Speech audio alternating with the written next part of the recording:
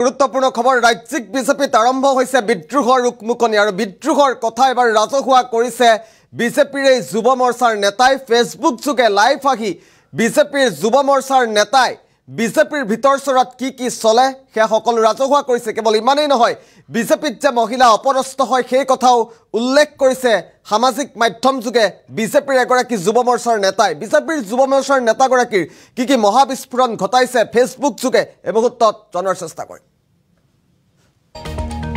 Breaking news এই মুহূৰ্তত অসম বিজেপিত বিদ্ৰোহৰ উকমুকনি। গুৰুত্বপূৰ্ণ খবৰটো মুহূৰ্তত জনাৰ চেষ্টা কৰিছোঁ। বিজেপিৰ ভিতৰ চৰাৰ বহু নজনা কথা ৰাজহুৱা কৰিলে যুৱ মৰ্চাৰ নেতাই।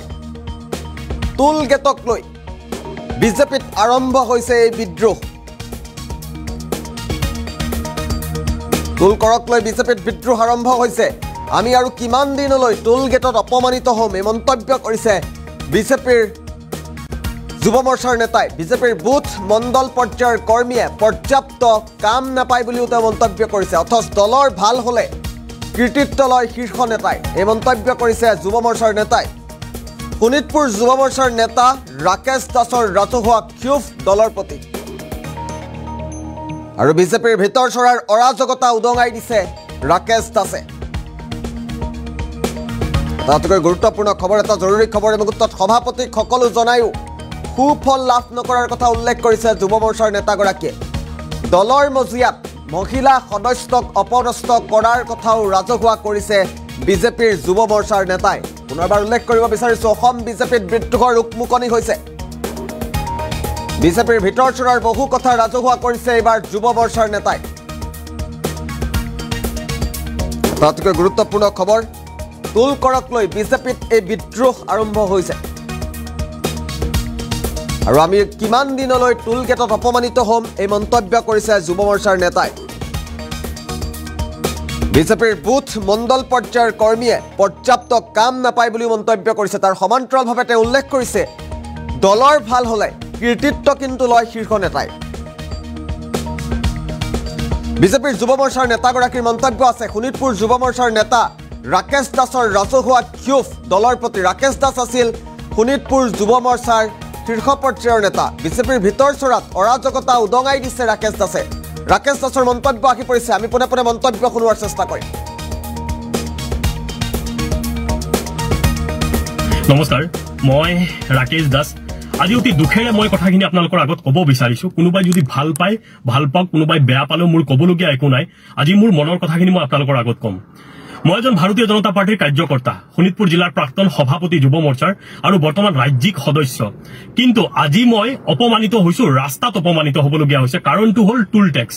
মই টুল গেটত আজি পইচা দিব পৰা নাই। মোৰ মানে পইচা অলপ কমেই আছিল, সঁচা কথা যিটো পইচা অলপ কম আছিল। তেতিয়াহ'লে মই কি কৰোঁ, ধৰক মোৰ যি পাৰ্টিৰ আই কাৰ্ডখন আছে শোণিতপুৰ জিলা যুৱ মৰ্চাৰ আৰু ৰাজ্যিক যি এক্সিকিউটিভ সভাত আমাক যি আই কাৰ্ডখন দিয়ে মোৰ গাড়ীত আছিল, মই দেখুৱাইছোঁ। তাৰপিছত তেখেতসকলে ক'লে লগে লগে যিটো উত্তৰ দিলে যে যুৱ মৰ্চা কোনো মৰ্চাৰ এলাও নাই, কেৱল মূল সমিতিৰ কাৰ্যকৰ্তাৰ এলাও আছে, এনেকুৱা ধৰণৰ কথাখিনি ক'লে। মোৰ এনেকুৱা খং উঠিছে, ভাই দিনে নিশাই পাৰ্টিৰ কাৰণে কাম কৰি আছো, মৰ্চাই কি কাম নকৰে নেকি? কি কথা ক'ব আহে আপোনালোকে? এই কথাখিনি মই বাৰম্বাৰ মই ৰাজ্যিক সভাপতি মহোদয়কো জনাইছো যে আমি দূৰ দূৰণিৰ পৰা, আমি তেজপুৰৰ পৰা আহোঁ, তেজপুৰৰ পৰা আহিলে 3000 টকাৰ তেল লাগে, তাৰ উপৰিও টুল টেক্স, কেনেকে পাৰ্টিৰ কাম কৰিম? প্ৰভাৰী গ'লে ইমান দূৰত আমি যাওঁ, ইমান কষ্ট হয়, কম কষ্ট হয় নেকি? বছৰত এটা কাম মন্ত্ৰী মিনিষ্টাৰৰ বিধায়কৰ পৰা এটা কাম নাপাওঁ, বিচাৰি বিচাৰি ভাগৰি যাওঁ। আপোনালোকে যদি একোৱেই কৰি নিদিয়ে আমাক, আমি কেনেকে কি কৰিম? পাৰ্টিৰ কাম কেনেকে কৰিম? ইলেকশ্যন কেনেকে জিকে আপোনালোকে জানে নেকি? কেৱল মূল সমিতিৰ মানুহখিনিয়ে কাম কৰিলে ইলেকশ্যন জিকা নহয়। মৰ্চাই দিনে নিশাই কাম কৰি আছে। আৰু আজি যিটো উত্তৰ শুনিলো মই যে মূল সমিতিৰ মানুহখিনিৰ আৰু হয়ো হয়, ডাঙৰ ডাঙৰ যিখিনি ইনোভা যায়, যিখিনি ডাঙৰ ডাঙৰ স্কৰপিঅ যায়, এইখিনি মোৰতো ইমান ডাঙৰ গাড়ী নাই নহয়। মই আমি সৰু গাড়ী লৈ পেলাই আপ ডাউন কৰিম আৰু পকেটত সদায় ইমান পইচা নাথাকে নহয়। মই সমগ্ৰ অসমত যিমান যুৱ মৰ্চাৰ কাৰ্যকৰ্তা আছে, মই সকলোকে বিনম্ৰতাৰে মই আহ্বান জনাব বিচাৰিছো, এই টুল টেক্স কেইটাত আমিও প্ৰতিবাদ কৰিম। কাৰণ এতিয়া ভাগৰি গৈছো আৰু আহোঁতে পইচা দিব লাগে, যাওঁতে পইচা দিব লাগে। এতিয়া আৰু আমাৰ কোনো ধৰণৰ এতিয়া মৰ্চা বুলি ক'লে মানে কোনো কামৰে নহয়। আৰে যিমান মানে মিটিং হব সভা সমিতি হব ফ্ল্যাগিং আমি কৰিব লাগে আমাৰ ল'ৰা ছোৱালীখিনি কষ্ট কৰিব লাগে বিধায়কৰ ওচৰত গলে সন্মান নাপায় মন্ত্ৰীৰ ওচৰত গলে সন্মান নাপায় এইবিলাক কথা হল নেকি আৰু কিমান দিন সহ্য কৰা হ'ব কথাখিনি যোনে পাৰ্টি যেনেকুৱা ইনষ্ট্ৰাকশ্যন দিয়ে আমি সেনেকেই কাম কৰো কিমান দুখীয়া ঘৰৰ পৰা ল'ৰা ছোৱালী বিলং মানে হৈ আছে বা কাম কৰি আছে আপোনালোকে এইবিলাক অনুভৱ কৰিব পাৰেনে মানুহে নোখোৱাকে পাৰ্টিৰ কাৰণে কাম কৰি আছে আপোনালোকে কেৱল ইলেকশ্যন জিকাৰ পিছত বাহ লয় কিন্তু বুথৰ কাৰ্যকৰ্তাই যে মানে তেখেতসকলে কিমান কষ্ট দিনে নিশাই বুথত কৰিবলগীয়া হৈছে মৰ্চাৰ মানুহখিনি কৰিবলগীয়া আছে যিকোনো মৰ্চা মই আপোনালোকক বিনম্ৰতাৰে অনুৰোধ কৰিব বিচাৰিছো আপোনালোকে যদি বেয়া পায় মোক পাৰ্টিৰ পৰা উলিয়াই দিয়ক মোৰ ক'বলগীয়া একো নাই কিন্তু মানে কি মই সকলো কাৰ্যকৰ্তাৰ কাৰণে মই কৈছো কাৰণ মোৰ যেনেকুৱা কষ্ট হৈছে মই ভাবো সকলো কাৰ্যকৰ্তাৰে কষ্ট হৈ আছে আৰু আটাইতকৈ বেয়া লাগিছে আজিৰ পৰা এসপ্তাহ আগত এগৰাকী আমাৰ সক্ৰিয় কাৰ্যকৰ্তা মৌচুমী ভৰদ্বাজ আমাৰ ৰাজ্যিক সদস্য তাই ৰাজ্যিক দায়িত্বত আছে আমাৰ কোনোবা এজন অসভ্য কাৰ্যকৰ্তাই তাইক বোলে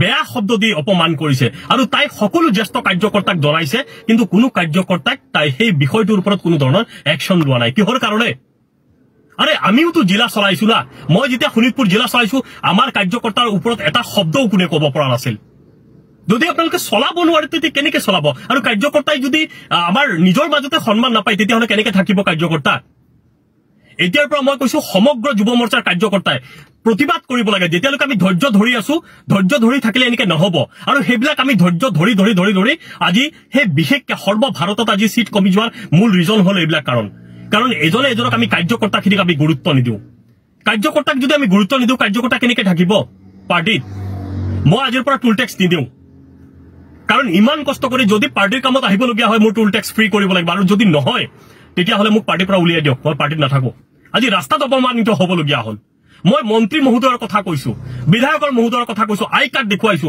তেখেতসকলে কয় আমি মন্ত্ৰী চন্ত্ৰী চিনি নাপাওঁ আৰে আপোনালোকৰ লাজ নালাগিব পাৰে মোৰ লাজ লাগিছে মোৰ বেয়া লাগিছে আজি এই কথাখিনি মই এনে কোৱা নাই মই জানো মোৰ ওপৰত একশ্যন হ'ব কিন্তু কি কৰিম মই যেনেকৈ অপমানিত হৈছো মই ভাবো গোটেই অসমত কাৰ্যকৰ্তা এনেকৈ অপমানিত হৈছে আৰু আপোনালোকে ইনষ্ট্ৰাকশ্যন দিয়ক মন্ত্ৰীকো ইনষ্ট্ৰাকশ্যন দিয়ক বিধায়কক ইনষ্ট্ৰাকশ্যন দিয়ক যিখিনি মানে দিনে নিশাই কাম কৰি আছে কাৰ্যকৰ্তাখিনিক তেখেতসকলক বছৰত 2-3টা কাম দিব লাগিব যদি কাম দিয়া নহয় কেনেকে আমি চলিম হেই পাৰ্টিৰ কামত তেল ভৰিবলগীয়া হয় টুল টেক্স দিবলগীয়া হয় ইমান দূৰ গোটেই অসমত আজি মই ঢকুৱাখানাৰ পৰা ভাৰী হৈ আছো তাতে যাবলগীয়া হয় কেনেকে যাম এবাৰ কথাখিনি আপোনালোকে ভাবিছেনে যদি মোৰ কথাখিনি কোৱাত ভুল হৈছে হয়তো মই উগ্ৰ সুৰত কৈছো কিন্তু লাগিব আপোনাকো যদি ৰাস্তাত কোনোবাই অপমানিত কৰিব এনেকে গাড়ী ৰখাই পেলাই মোৰ পিছফালে মোটামুটি 10খনমান গাড়ী পেলাই পিছফালে লাইন লাগি আছে তেখেতসকলে মোৰ বুজাওতে তাৰ পিছত মই এনেকে পাৰ হৈ আহিবলগীয়া হৈছে তেখেতসকলে এনেকে অপমান কৰিছে যে মই এতিয়াতো মই ৰাস্তাত মাৰপিট কৰিব নোৱাৰো মোৰোতো এটা সন্মানৰ কথা আছে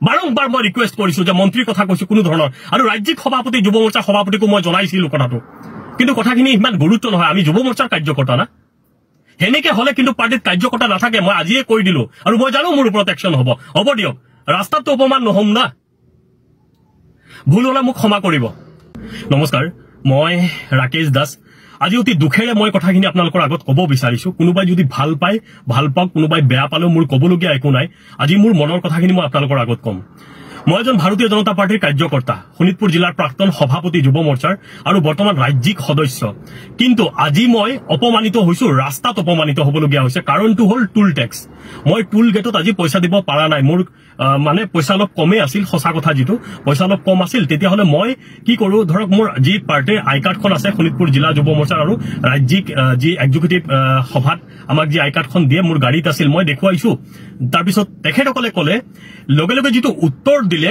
যে যুৱ মৰ্চা কোনো মৰ্চাৰ এলাও নাই কেৱল মূল সমিতিৰ কাৰ্যকৰ্তাৰ এলাও আছে এনেকুৱা ধৰণৰ কথাখিনি ক'লে মোৰ এনেকুৱা খং উঠিছে ভাই দিনে নিশাই পাৰ্টিৰ কাৰণে কাম কৰি আছো মৰ্চাই কি কাম নকৰে কি কথা ক'ব আহে হে আপোনালোকে এই কথাখিনি মই বাৰম্বাৰ মই ৰাজ্যিক সভাপতি মহোদয়কো জনাইছো যে আমি দূৰ দূৰণিৰ পৰা আমি তেজপুৰৰ পৰা আহো তেজপুৰৰ পৰা আহিলে 3000 টকাৰ তেল লাগে তাৰ উপৰিও টুল টেক্স কেনেকে পাৰ্টিৰ কাম কৰিম প্ৰভাৰী গলে ইমান দূৰত আমি যাওঁ ইমান কষ্ট হয় কম কষ্ট হয় নেকি বছৰত এটা কাম মন্ত্ৰী মিনিষ্টাৰৰ বিধায়কৰ পৰা এটা কাম নাপাও বিচাৰি ভাগৰি যাওঁ আপোনালোকে যদি একোই কৰি নিদিয়ে আমাক আমি কেনেকে কি কৰিম পাৰ্টিৰ কাম কেনেকে কৰিম ইলেকশ্যন কেনেকে জিকা আপোনালোকে জানে নেকি কেৱল মূল সমিতিৰ মানুহখিনিয়ে কাম কৰিলে ইলেকশ্যন জিকা নহয় মৰ্চাই দিনে নিশাই কাম কৰি আছে আৰু আজি যিটো উত্তৰ শুনিলো মই যে মূল সমিতিৰ মানুহখিনিৰ আৰু হয় ডাঙৰ যিখিনি ইনোভা যায় যিখিনি ডাঙৰ স্কৰপিঅ যায় এইখিনি মোৰতো ইমান ডাঙৰ গাড়ী নাই নহয় মই আমি সৰু গাড়ী লৈ পেলাই আপ ডাউন কৰিম আৰু পকেটত সদায় ইমান পইচা নাথাকে নহয়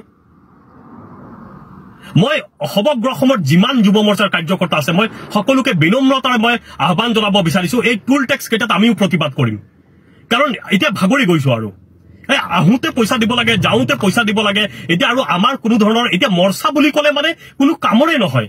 আৰে যিমান মানে মিটিং হ'ব, সভা সমিতি হ'ব, ফ্লেগিং আমি কৰিব লাগে, আমাৰ ল'ৰা ছোৱালীখিনি কষ্ট কৰিব লাগে। বিধায়কৰ ওচৰত গ'লে সন্মান নাপায়, মন্ত্ৰীৰ ওচৰত গ'লে সন্মান নাপায়। এইবিলাক কথা হ'ল নেকি? আৰু কিমান দিন সহ্য কৰা হ'ব কথাখিনি? যোনে পাৰ্টি যেনেকুৱা ইনষ্ট্ৰাকশ্যন দিয়ে আমি সেনেকেই কাম কৰো। কিমান দুখীয়া ঘৰৰ পৰা ল'ৰা ছোৱালী বিলং মানে হৈ আছে বা কাম কৰি আছে, আপোনালোকে এইবিলাক অনুভৱ কৰিব পাৰেনে? মানুহে নোখোৱাকে পাৰ্টিৰ কাৰণে কাম কৰি আছে। আপোনালোকে কেৱল ইলেকশ্যন জিকাৰ পিছত বাহ লয়, কিন্তু বুথৰ কাৰ্যকৰ্তাই যে মানে তেখেতসকলে কিমান কষ্ট দিনে নিশাই বুথত কৰিবলগীয়া হৈছে, মৰ্চাৰ মানুহখিনি কৰিবলগীয়া আছে, যিকোনো মৰ্চা। মই আপোনালোকক বিনম্ৰতাৰে অনুৰোধ কৰিব বিচাৰিছো, আপোনালোকে যদি বেয়া পায় মোক পাৰ্টিৰ পৰা উলিয়াই দিয়ক, মোৰ ক'বলগীয়া একো নাই।